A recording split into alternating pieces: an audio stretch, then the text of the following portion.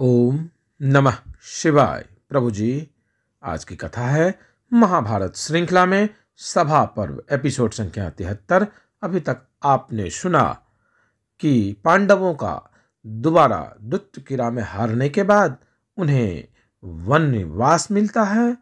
अब कथा आगे। आज की कथा है पांडवों की वन यात्रा के बाद कौरवों की स्थिति। आइए अब कथा प्रारंभ करते हैं। वैशंपायन जी कहते हैं, हे जन्मेजय, राजा धृतराष्ट्र ने पूछा कि विदुर, कुंती नंदन धर्मराज युधिष्ठिर, भीमसेन, अर्जुन, नकुल, सहदेव, पुरोहित धौम्य एवं यशस्विनी द्रौपदी ये सब किस प्रकार वन में जा रहे हैं? इस समय उनकी कैसी चेष्टा है? यह सब मैं सुनना चाहता हूं। तब विदुर जी ने कहा, महाराज, यह तो स्पष्ट ही है कि आपके पुत्रों ने छल से धर्मराज्य का राज और वैभव छीन लिया है। फिर भी विचारशील धर्मराज बुद्धि धर्म से विचलित नहीं हुए। द्रौपदी इस समय रजस्वाला हैं। वे एक ही वस्त्र पहने केस खोलकर रोते रोते जा रही है।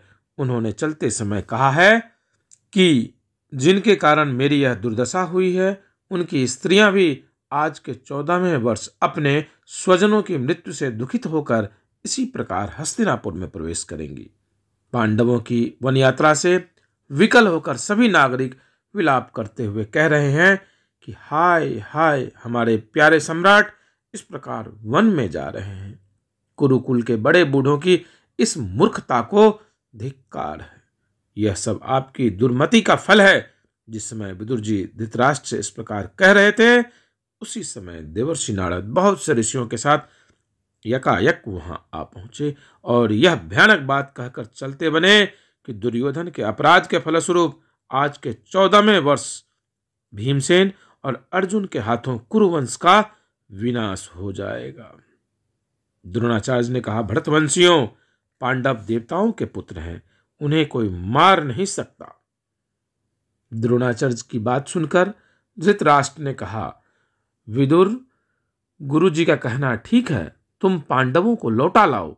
यदि वे लौट कर ना आवे तो उनको शस्त्र, रथ और सेवक साथ में दे दो। ऐसा प्रबंध कर दो जिससे मेरे पुत्र पांडव वन में सुख से रहे।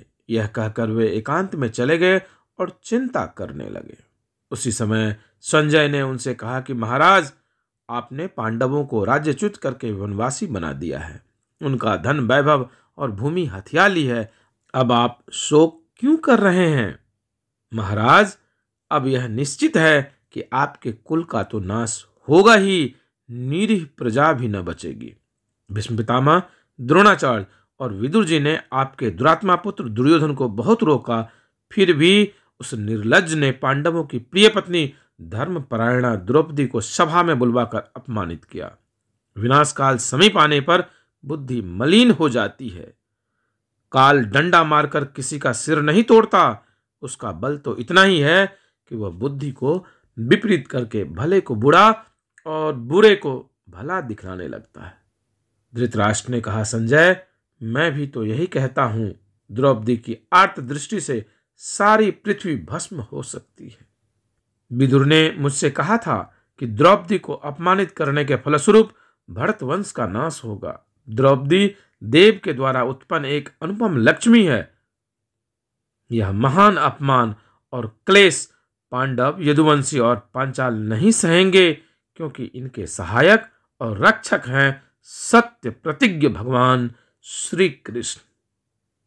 प्रभु जी, आज की कथा यहीं विश्राम देते हैं और इसी के साथ आज सभा पर्व की भी समाप्ति होती है।